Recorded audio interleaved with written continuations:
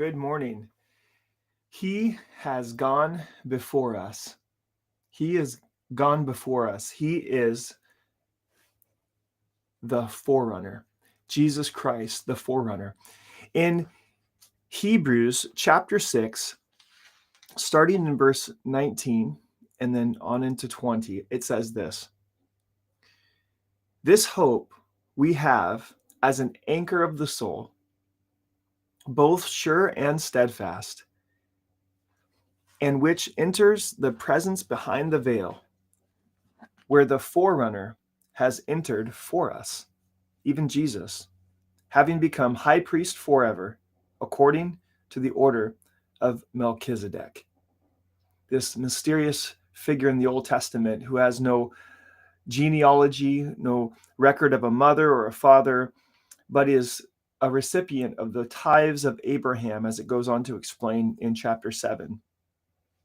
And this figure in the Old Testament is a signpost pointing to Jesus, someone of a different order, not Levitical priesthood, but of a completely different kind, a different quality of priesthood.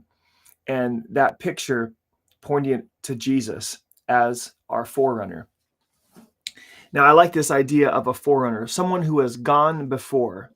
I'm a second-born son in my family order. So naturally, I know a little bit of what this is like, in that my older brother experienced everything first. He was the forerunner. He was in first grade before I was in first grade, and on into junior high and high school.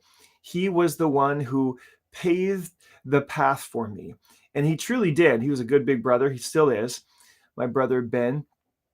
And he went before me, experienced the things of life before me, and that I would have the opportunity to learn from him, to watch him go through things.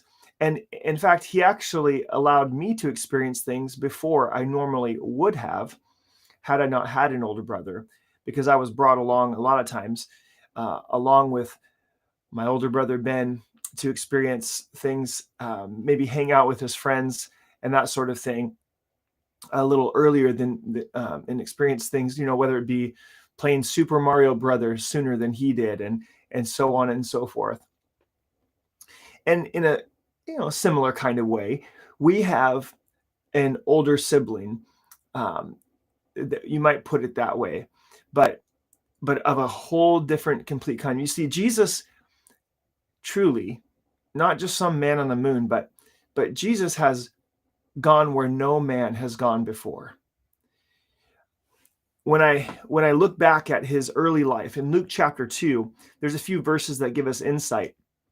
And in Luke 2:49 and 50, it says, Jesus says to his mother and his father, or his stepfather, "Did you not know that I must be about my Father's business?" But they did not understand the statement which he spoke to them. As a middle schooler, as a teenager, one coming into adulthood at that time, moving from childhood to adulthood, he was traveling a road that no man had gone before. He was sinless. He had walked his days doing his Father's will from the beginning all the way through his adolescence and everything. I mean, picture that. Imagine what it would be like to be around a kid who's sinless, who's never done anything wrong, only did the Father's will all the time, and was aware that he had to be about his Father's business. Truly extraordinary. And he is our forerunner. No one has ever traveled humanity like Jesus has. He has gone where no man has gone before. He has explored territory as a human that no one else has traveled before. Not even Adam and Eve, for they fell away from the Lord after being in his presence, falling away. No man has gone the road that Jesus has gone. And it's kind of an amazing thought to me, at least. God says to to those in around his baptism, "You are my beloved Son. In you I am well pleased," says the Father. And then all bore witness to him and marveled at the gracious words which proceeded out of his mouth. And then finally in Revelation 5, "You are worthy to take the scroll and to open its seals, for you were slain and have redeemed us to God by your blood out of every tribe and tongue and people and nation, and have made us kings and priests to our God, and we shall reign on the earth." He is our forerunner. He is our leader, and he is going to take us to places, kind of like my older brother did, that we would otherwise not have access to, only not just a few years in advance, but we're talking a completely different kind of experience as a human. We are going to have different bodies, different minds. The Spirit is going to rule and reign in us, and the old nature is going to be put to death as Christ was put to death on the cross. Once and for all, we rid ourselves from that old nature as we are glorified on into eternity. And then because of Jesus, what he's done for us and the road that he traveled as the firstborn, or as the forerunner, we have a hope that is glorious, amazing. It ought to bring joy to your heart and to your mind and to your spirit on a daily basis to think upon the fact that we are brought into what our I don't know if it's theologically correct to say it this way, but our older brother has done for us. What Jesus Christ has done for us. He has gone where no man has gone before, and you and I get the benefit of being brought into his inheritance. We are co-heirs with Christ, Paul says. Everything that is his, he is sharing with us. All the benefits of what Christ has accomplished by his works, he is going to bring us into that and share the eternal benefits, the inheritance that is his and his alone. Wow.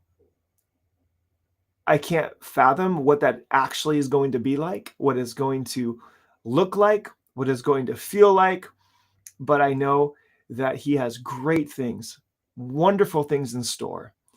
And for those who feel like no one's noticing, you're working out your salvation with fear and trembling and going through difficulties and long-term pain, or whatever it might be, the call that God has in your life, that you go, man, is this worth it? Is this being taken into account by anyone? Or am I just going through this trial for no good reason? Let me tell you, you are going to receive rewards if you trust in him, keep trusting in him, and drawing near to him. And everything that you go through will not be wasted. It will be included in God's pleasure in you and what he's doing through you. Just allow him to use it. Allow him to redeem it.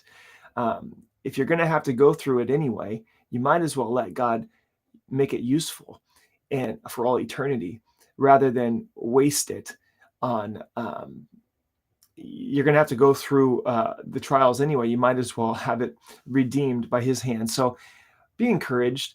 We have one that has gone before us. He knows where we're going, and he wants to bring you into that splendor, into that glory with him. So God bless you. And until next time on Morning Manna.